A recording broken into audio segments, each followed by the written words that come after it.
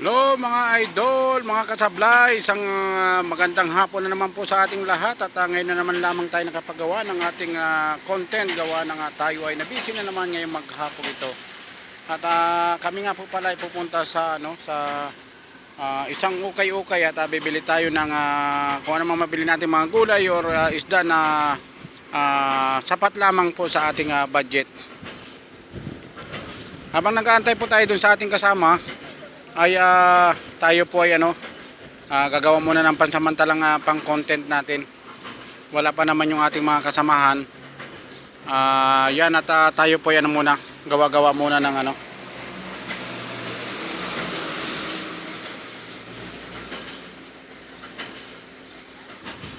Diyan po sila, naglabasan na sila at nagtuturuan pa kung saan po dadaan. Ito po yung harap ng namin camp. Yan po yung mga bus na sinasakyan namin dati Dati sa company namin yan na pinapasukan at gumagana pa po yan. Kasi mga ibang driver niyan ay wala na rin. Lumipat na rin sa ibang Yan, ayan po yung tatlo kong kasama Isa po dyan si Valencia. At tayo po yan mukhang nagkapalitan pa yata ng chinilas kasi magkahawig po yung mga chinilas nila. Ayan Ayan. Mga nagkapalitan. Pares kasi yung chinilas nyo. Dapat kailan yan sa'yo? Maganda. Pero hawig na hawig Ano nga lang kaya Yan. Punta po muna kami at mamaya po update namin kayo sa panibagong vlog natin gagawa yan lamang mga idol at mamaya po ay i-update ko po kayo.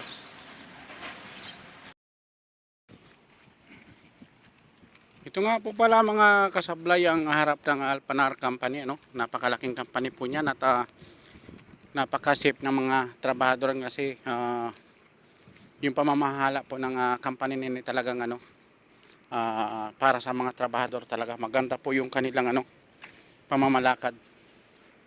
Napakasarap magtrabaho sa company na ganyan wala kang iniisip, walang delay ang sahod, magandang accommodation po lang yan.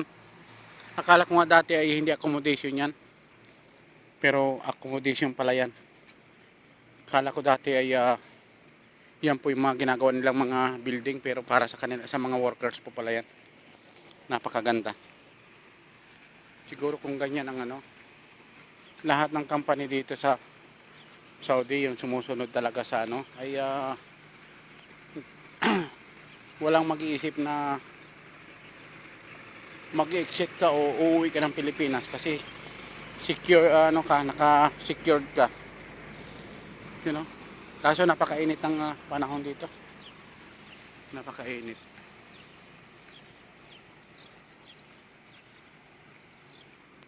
Napakainit po dito. Ngayon, ang oras po kasi rito mag alas 3 pa lang ng hapon.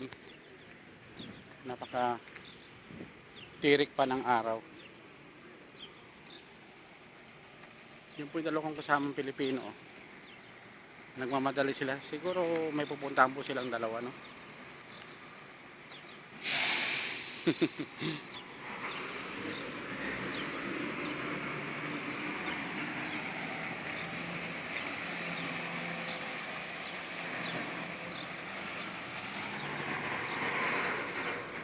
Ang ganda ng nila. Ang ganda ng kanilang accommodation. Wala pang delay ang mga sahod. Kahit sabihin pa natin medyo maliit ang sahod nila, at least laging nasa tamang oras ng pagpapasahod ay okay na yan. Hindi ka na kailangan pa maghangad ng napakalaking sahod pa.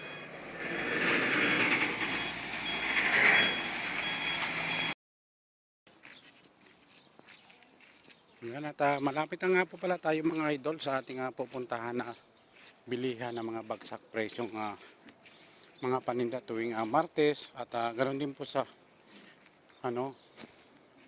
Friday ay may mga bilihan din pong katulad na ganito. Dito po kasi ay paunti-unti lamang po yung aming tawag dito Yung aming mga pinupuntahan po kasi ay ano, laging mga bagsak presyo po yan. Okay oh. Ayan, doon ang ano natin boss. Yung mga naglalakyan po mga kamatis, mga idol. Yan saging. Yan medyo may kamahalan siguro ang presyo ng saging din. तुम्हाला हे सर आता मम्मा काय देऊ तुम्हाला बाई लागेल ना किती लागेल किती कसं आहे कोण मासे बेर हदी कसं तुम्हाला बाई द्या ना मामा Yan, mga hinog na papaya na.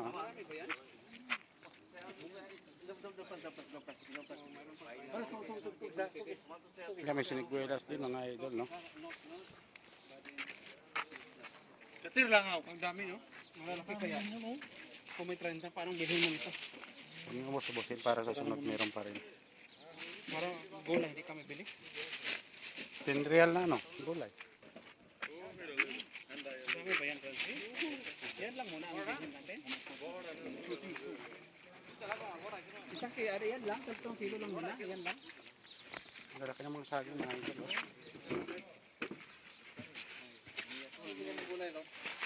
Ito sana mga saging, no? Mamili ka muna. Hindi ko alam, Tidi. Anong gulay, Tidi? Francis, yung saging, oh. Ayaw mo? Lalaki ng mga saging, no?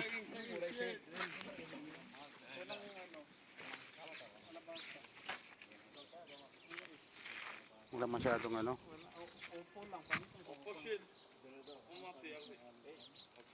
Talong mo lang, nakakawalan ng kalabasa. Gulay sana, no? Wala pong masyadong mga ano ngayon. Kitna rin yan, Haraki? 6 yan. Mura na.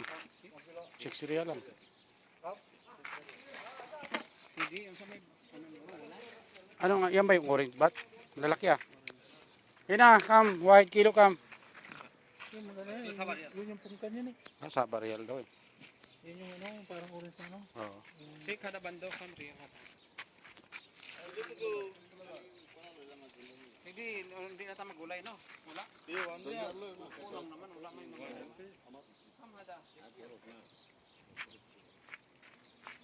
Pesko to garo?